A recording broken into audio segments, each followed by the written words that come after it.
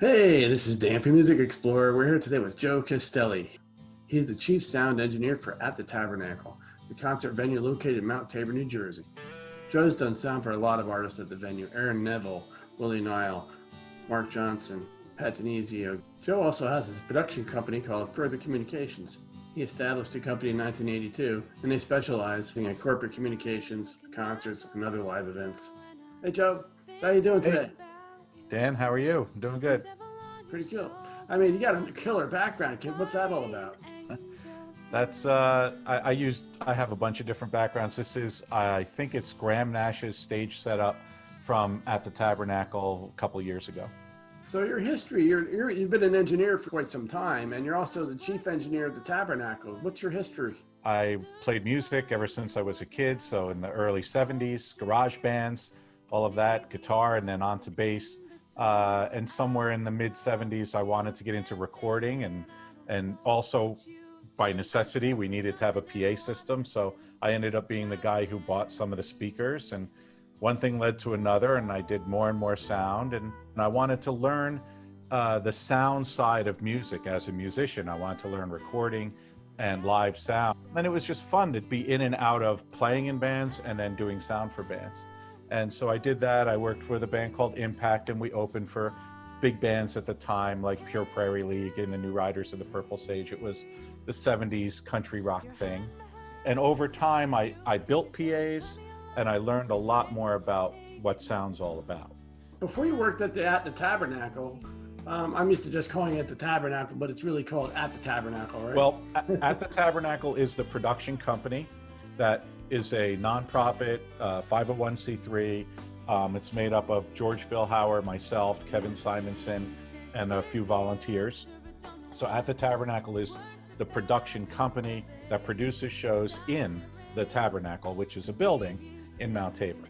But I got back into the Tabernacle, into sound with the Tabernacle about 20 years ago, because they were looking for someone who could really take the challenge of the room and provide the kind of sound that the acts required or demanded when they came in. So they had already started doing a few shows before I came in, but they called me when Jorma Kaukonen from the Jefferson Airplane was coming in, and I came and worked on the system, and then ultimately we built a complete sound system for the Tabernacle, which we used for well over a decade. And then about 5 years ago, we swapped it out and we went with a complete Yamaha system. And it really allowed me to get tight control of the room, because the room has a lot of unique characteristics. But you could see it's like a big speaker. It's a speaker cone pointing down. And it was built that way because there was no PA, right? So in 1870 or whenever they built that building, you needed actual real voices to speak, and everyone needed to hear it. So it's very acoustically live. It's its own instrument in a way, and you can get in trouble in this room if you try to fight it, but if you play it, it just makes you sing, and you just love what you're hearing on stage. The acts say they love it so much when they're in there because it sounds to them much better than almost any other place they play.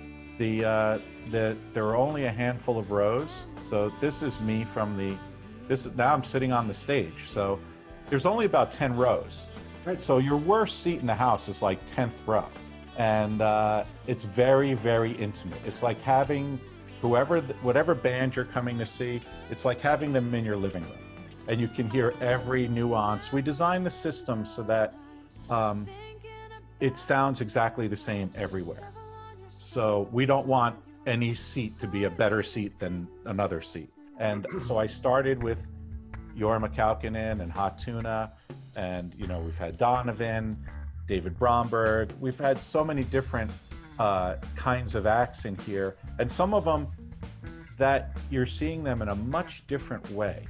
For example, George brought in one day, he brought in Willie Nile, Mark Johnson, and Pat Denizio. So Pat Denizio was from the Smithereens, and the Smithereens are a rock band, But these guys came solo, and they did a round robin, they played a song, they sang with each other, and they told stories. And seeing Pat in that context was so much different than seeing him in the Smithereens context. And you get to see the performer in a much different way. After that show, I became a big Pat and then / Smithereens fan. I wasn't before. So this was great to see all these new acts come in and to see them in a different way and to get to know them in a slightly different way than other people. Donovan was really interesting because as we're doing the sound check, he's going through his songs and he says to Kevin, the lighting guy, he's like, Kevin, do you think this song is a red song or a blue song? and so we go through that and they discuss for a few minutes while I'm adjusting the sound. And they come to the conclusion this song's a blue song. And we go through the whole thing and I realize we're going through his set list and we're making notes as to which song will be red and which song will be blue. And I'm thinking, well, are there no other colors? And no, there are only red songs and blue songs. And he just had to decide what color he felt would give him the mood he wanted for that song that night. Those little stories are, and we have hundreds of them, but they're great. We had Art Garfunkel. We're doing a sound check, and Mount Tabor's near a train track. So occasionally you hear the train. And during the sound check, the train goes by and the whistle goes off, and Art looks around and says, what was that? And we said, it's the train. And he goes, is that going to happen during my show? And I said, probably. And he goes, isn't there something we can do about that? And I looked at George. George is our main contact with the artist, and George just like, I can't do any. What can we do about it? And I pointed out to George that, the reason why when you live in that world, when Simon and Garfunkel played Central Park, Mayor Dinkins had the planes rerouted, the planes for LaGuardia, so they wouldn't fly over Central Park during the show. So saying, isn't there something we can do about that train, is not like a crazy request when you're Art Garfunkel. That's funny. That's great. And you know what? If you don't ask for it, you don't get. So he asked, who knew? Maybe there was something we could do about it. But, I guess the word is getting around. It's been out for a while, right? That the Tabernacle is like a gem that people want to play at because the acoustics and the ambiance you have there, right? I think that's why they're getting more people there, right? We didn't do any real promoting for years. And the word just sort of built. People who came then later said to their friends, oh, you got to go see a show at the Tabernacle. And the Tabernacle is unique in a lot of ways. And obviously the sound is one. The visual experience is one because you're really close. And you're in a 150-year-old building. So there's just a vibe that isn't like pretty much anywhere else. I've noticed that the acts are bigger than the Tabernacle. I noticed that they go from like Graham Nash, for example, or Hot Tuna, that the next night or the previous night they're either at the Wellmont Theater or the Beacon Theater, and it's just pretty cool that they want to play this place. It's smaller, Right, it's true. They go out of their way to try when they can to add the Tabernacle to their route, even though the Tabernacle's not as much of a moneymaker as, say, the Beacon. But there have been years where,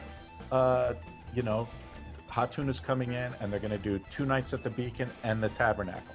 They've used the Tabernacle as a warm-up for Carnegie Hall or the Beacon. It's become a valuable experience and raved about by enough people who are in the know that people say, this Tabernacle thing, got to try it. And it's weird if you've never gone because buying the ticket's an odd situation, parking and walking up and standing on a line, the whole thing is different. It's a great place.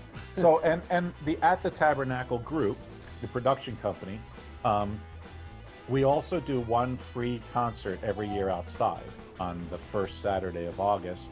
It's mostly for Tabor residents, but word of mouth, people show up. In 2019, we had the Fab Faux, and we bring in a stage line 250 or bigger, and a big line array PA system, and a few thousand people come. All right, Joe. Well, it's really been great talking to you today. It's been my pleasure. Thank you for inviting me, Dan. Well, thanks for the cool backdrops.